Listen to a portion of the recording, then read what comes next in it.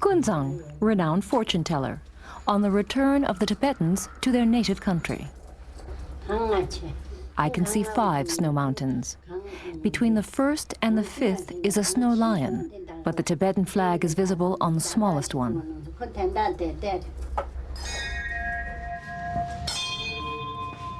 A difficult prophecy for a quick return to their native country. 100,000 Tibetans have lived in India for almost 40 years. They have achieved a modest living standard. By Indian standards, it's considerable.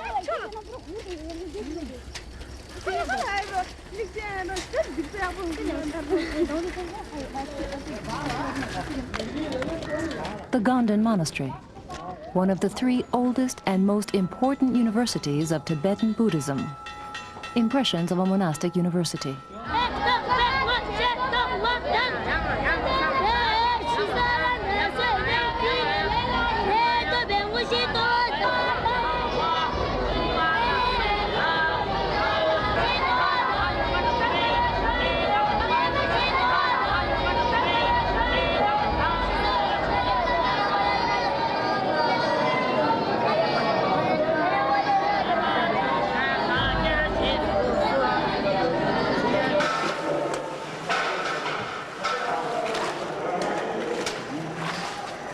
The monastery is large.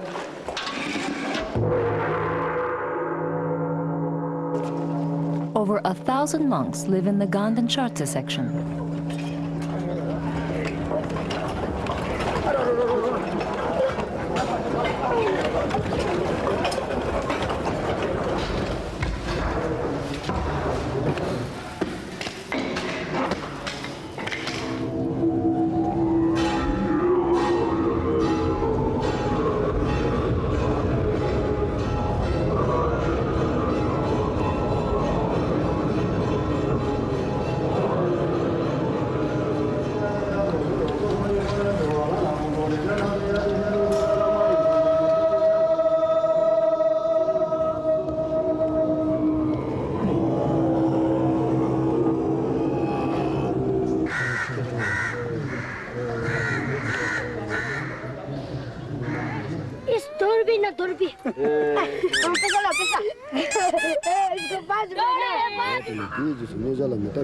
Preparation for philosophical debate. Only a few monasteries practice this as thoroughly. View of a very special school.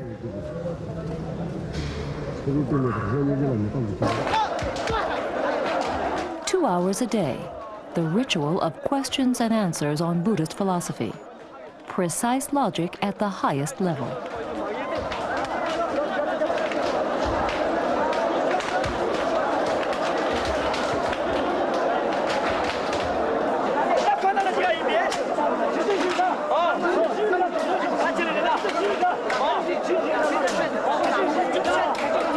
These are the 3 elements of perfect reasoning. The object is created and everything created is impermanent.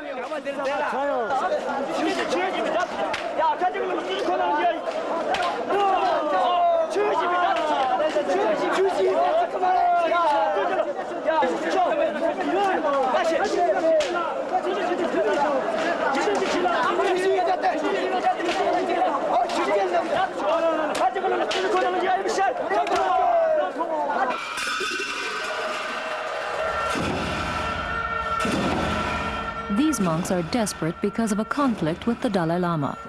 They grant us entry into this temple.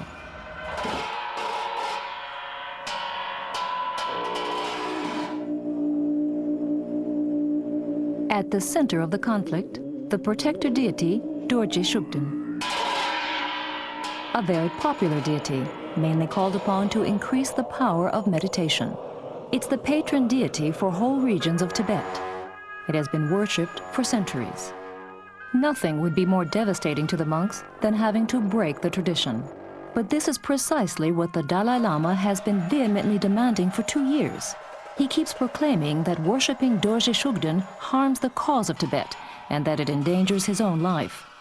Neither of these points can be comprehended by the monks who are well trained in logic.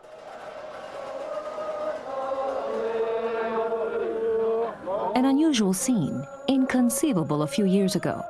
Monks demonstrate against the government of the Dalai Lama.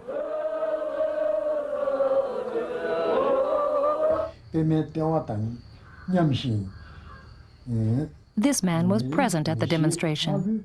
Geshe Punsot Sutrim is 64 years old and tells us that he's going through the saddest moments of his life.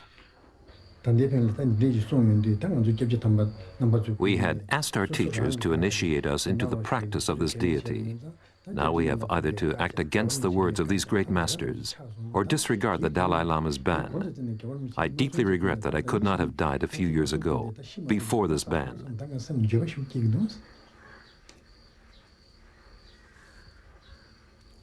Geshe Lobsang Donden, 72 years old. On the one hand, we cannot speak with the Dalai Lama. On the other hand, we have no choice but to act against his words. I keep thinking, if only I were already dead.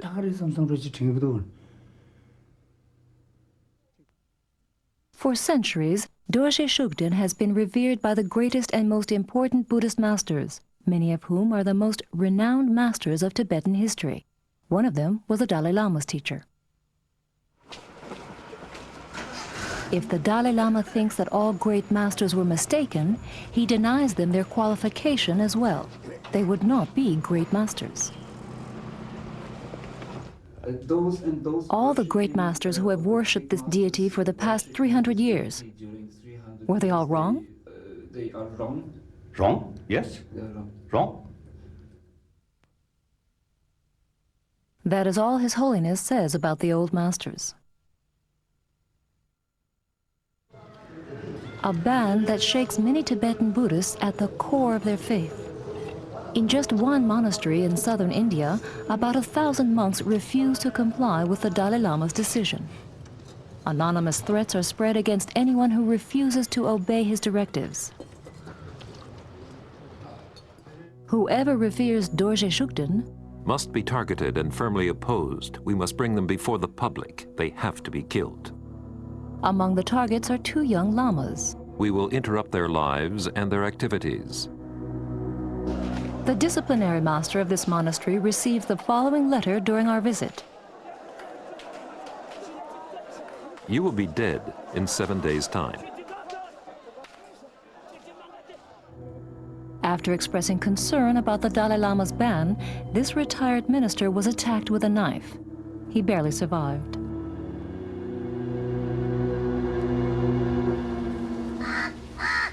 Many of the 100,000 exiled Tibetans living in India today used to worship Dorje Shugden, the deity which has now been banned. The family of sculptor Lobsang Sultrim owns 2 cows and a small field in the southern Indian settlement. They are the only ones who still revere this deity here. 2 years ago, there were 33 such families. Social pressure is extremely high within the Tibetan communities. Any contradiction of the Dalai Lama is frowned upon. 3 times a day I have to go and check on my wife when she's outside grazing the cows to make sure that nobody has harmed her. We have no friends anymore. Everyone makes life difficult for us. We can't go on living like this. How many times have they thrown stones against our house? A little child sleeps inside. I don't care if they kill us parents, but I'm afraid they will harm our child. Every time I go to work, I'm scared they will kill my child or kidnap him before I get back. At meetings, they all look at me with contempt, even old friends. We live in constant fear.